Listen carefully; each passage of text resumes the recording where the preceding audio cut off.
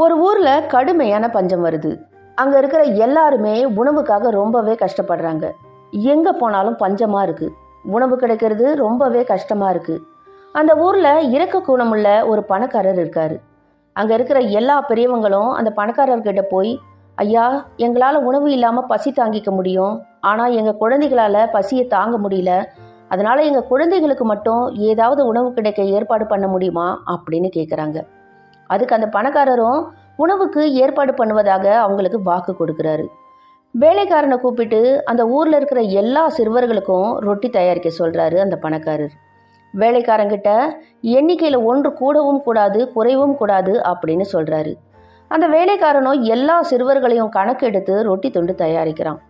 எல்லா சிறுவர்களுக்கும் ரொட்டி துண்டு வழங்கப்படுது. ரொட்டி துண்டை வாங்குறதுக்காக ஒவ்வொருத்தரும் முந்தி கொண்டு போட்டி போடுறாங்க.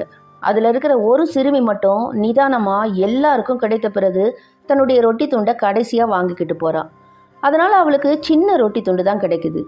கிட்டத்தட்ட 5 நாட்களும் இதே மாதிரி தான் நடக்குது. இதை அந்த பணக்காரர் கவனிச்சுக்கிட்டு தான் இருக்காரு.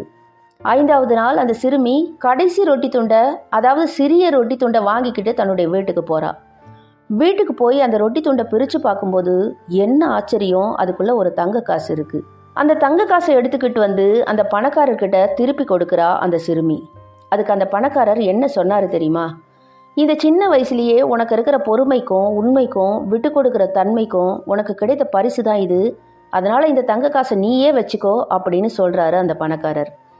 விட்டு கொடுக்கிற மனப்பான்மையும் நிதானமும் உண்மையும் நம்ம கிட்ட இருந்தா என்றாவது ஒரு நாள் அதற்கான பரிசு நிச்சயமா நமக்கு கிடைக்கும்.